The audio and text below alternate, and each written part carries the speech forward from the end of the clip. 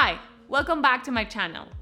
I am Dr. Leyton, and on this channel, we answer your medical questions, debunk myths, and discuss ways to help you live your most amazing life. Always from a real doctor, and always evidence-based with the most up-to-date science.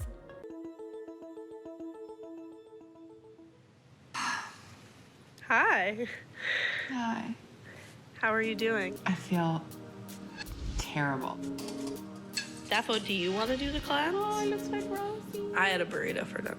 Believe me, I'm aware. I was salivating over I mean, you were salivating when I was describing to you my chia pudding that I'm gonna eat Rosie's my tomorrow, dog. so I'm dying for chia pudding.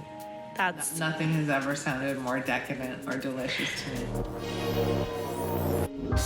Ready to show the world what it looks like to turn 50. What? This is not fair at all. You can make yourself younger on the inside. You're probably going to look younger as well. I'm upping the stakes. It's my one chance of trying to be younger. What about these women who can run marathons at 80? Blanche got laid more in her 70s than I did in my 20s. I guess you never knew this was going to be part of your job title, right? Oh my God.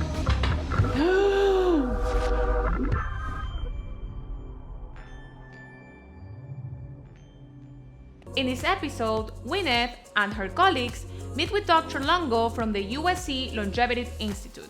The episode also features the research of Yale School of Medicine pathologist Morgan Levine, who has developed a theory that people have a biological age in addition to a calendar-based age. It is important to note that Levine's theories are just that, theories, and still have yet to survive the test of time. Nice to meet you, Valter Nice to meet Longo. you, Valter. Hi, I'm Morgan. Hi, Morgan. How are you? I think people everywhere are incredibly concerned with their appearance and how they're aging physically. Yeah, absolutely. The medical system worldwide is really being stuck on this. Let's wait until somebody has a disease, and then we start treating them. And we've been saying, treat aging, extend health span, extend youth.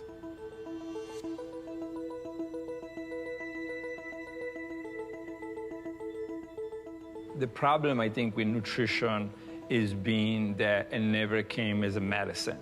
And really, this is what I worked 30 years almost for, is what can a doctor actually give you that allows the person to live longer, healthier? Right. Longo failed to disclose that he has created a company, Prolong, to commercialize and distribute his diet products.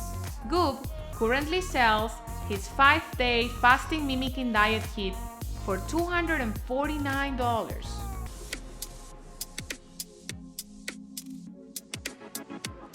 Are you ready for your diet, oldie?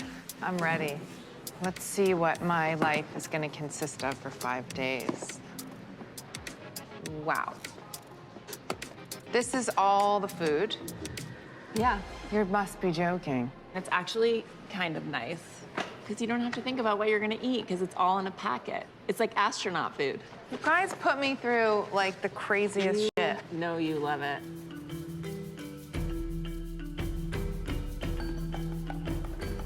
All right, let's see.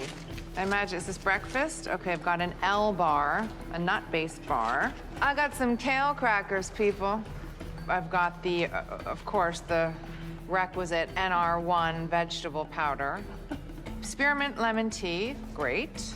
Olives, that's fun. I'm already excited for that. And 2 soups, so I guess this would be lunch, yeah? Lunch and dinner, yeah. This would be okay. You're fine. You'll be fine. Is it, but then it gets less food every day? It's a little bit less food every day. Well, I'll certainly be a cheap date. My kids are gonna bum out every time I do a cleanse. They're like, oh no.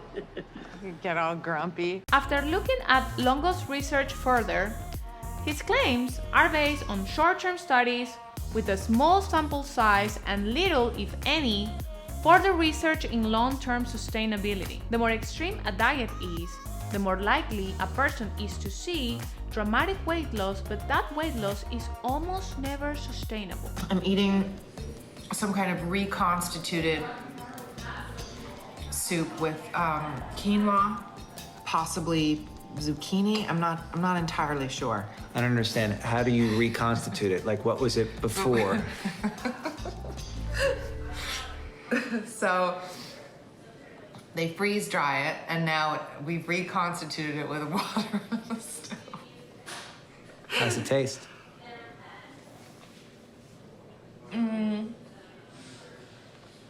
This one's not so bad. My mushroom soup today at lunch was really brutal. The mushrooms didn't get spongy again. As a doctor, like with most fat diets, I will pass on this one. The best approach to diet is often using common sense approach that focus on eating food, mostly plants, not too much. My most recommended book on nutrition is Food Rules by author Michael Pollan.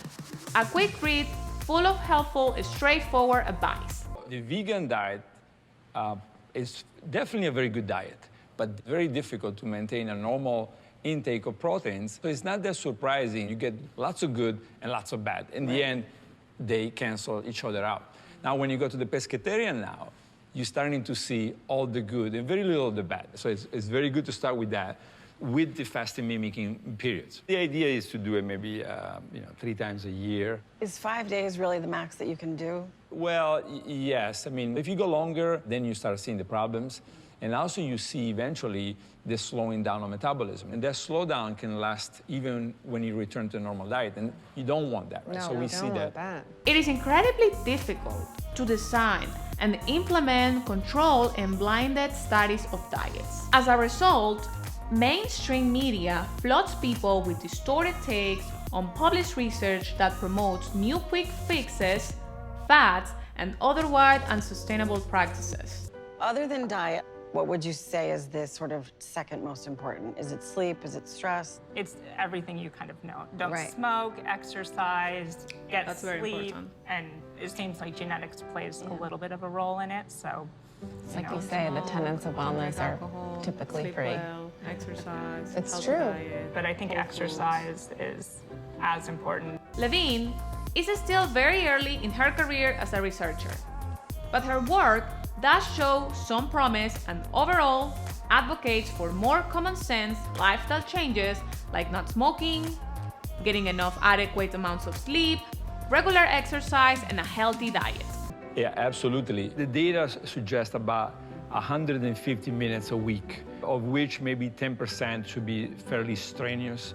That seems to be ideal. That's paying attention to not doing damage to yourself to become healthier. So I think that we really need to start teaching this in medical schools and have doctors that are trained in health span and what I call youth span. How do you keep somebody young as long as possible? And after that, how do you keep this person healthy as long as possible? Nutrition is one of the most controversial aspects of medicine. Nutrition research is fast and furious, with new studies often conflicting with older ones.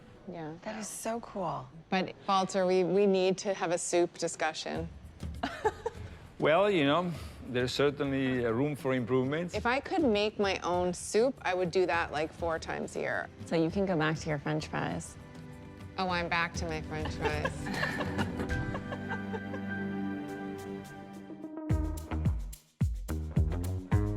If you like this video, hit the like button below, share with your friends, and subscribe. Hit the bell for notifications when I post new videos every Friday. On this channel, we answer your medical questions, debunk myths, and discuss ways to live your most amazing life. Always from a real doctor, and always evidence-based with the most up-to-date science. Hasta luego, amigos!